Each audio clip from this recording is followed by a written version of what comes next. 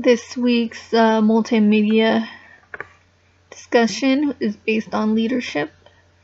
Okay, so this is my multimedia presentation by Blanca Gonzalez.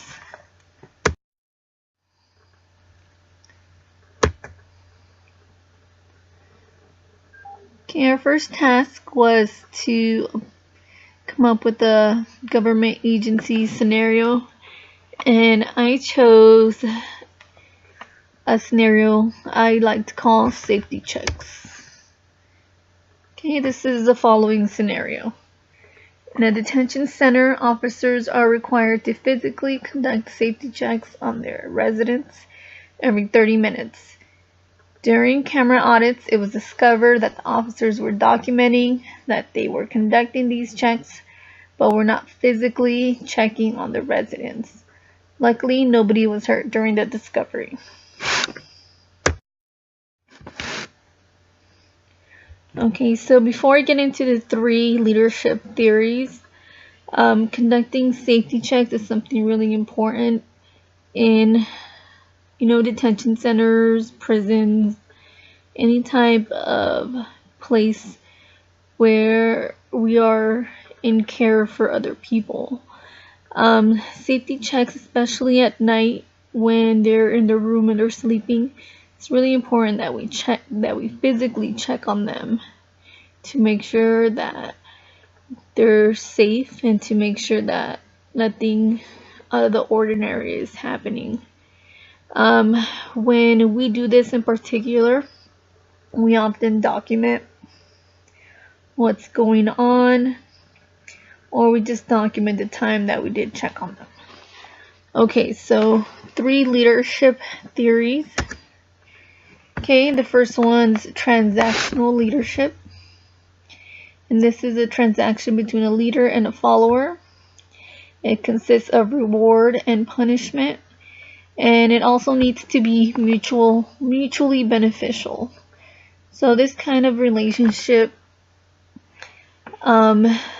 requires a give and take.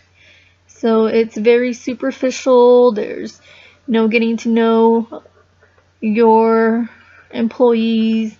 Your employers are trying to get to know you. They just kind of give you a job. You do it. You get compensated. If you don't do it, you get punished, such as a write-up or some sort of other type of punishment. Transformational leadership, what that is when leaders gain compliance from followers because they encourage, care, and inspire. And also it cultivates followership rather than rewards it or punishes it.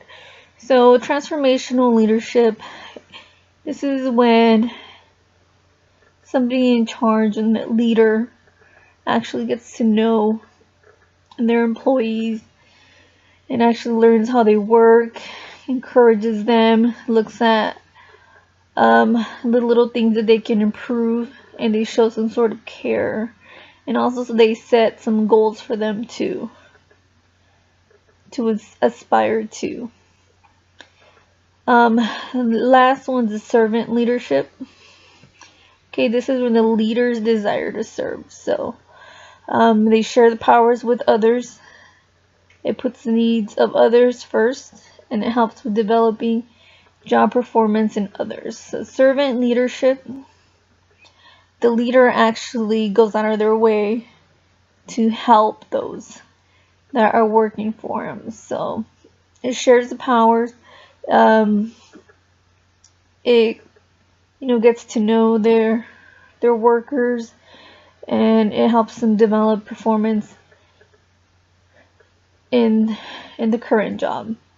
So what a servant leader does, he kind of goes out of their way to actually make this employee feel more comfortable, learn their weaknesses and strengths, and helps develop further work performance.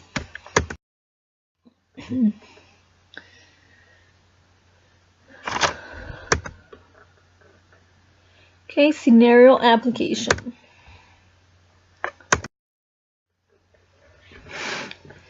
Alright, for a transactional leadership, there would be no reward. Okay, so if a leader was to find out that the employers aren't doing their job, they're falsifying documents instead of going around and actually doing these safety checks, they would probably be punished, suspended, or removed from their current assignment. So there's no give and take, there's no counseling, there's no why did you do that?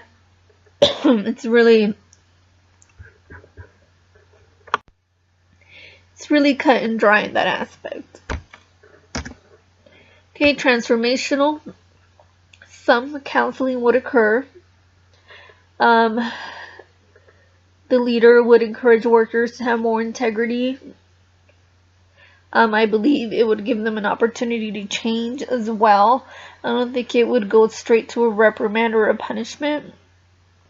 I think under a transformational leader, they would try to learn from this experience.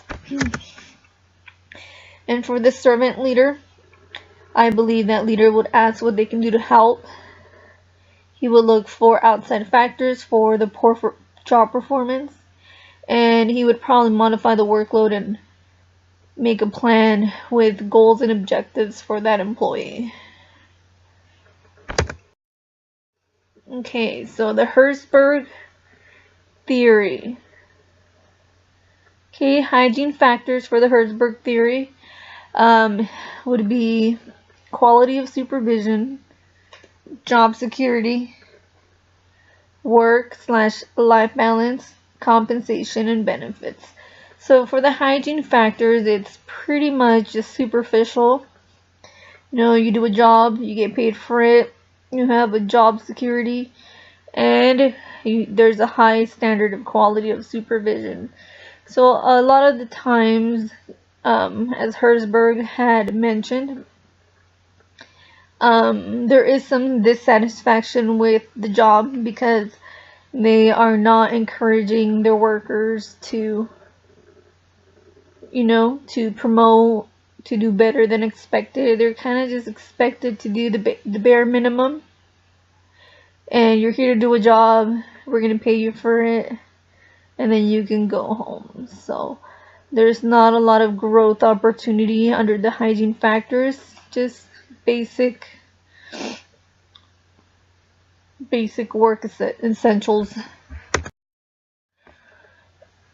Alright, so the type of worker that I would like to follow versus the type that I would like to be.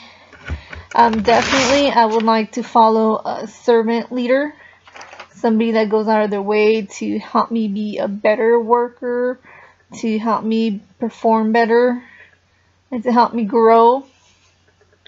I do feel that the servant worker is a little bit more lenient towards job performance, which is, not a reason why I want to follow them, but I think I could grow more as an individual if I did. The kind of leader that I would want to be would probably be a transformational leader, only because it's somewhere in the middle. It's not totally superficial, but I am not, jumping through hoops for everybody.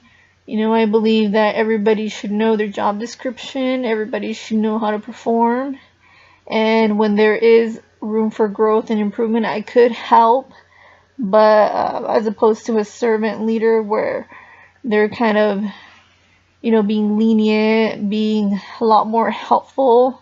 I think sometimes people take advantage of people like that.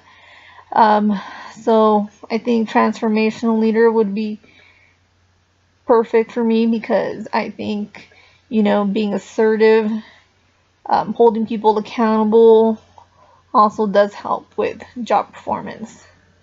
Alright, so that's my presentation for this week. I hope you guys enjoyed it. I hope you guys enjoyed my point of view, and I'll see you guys next week.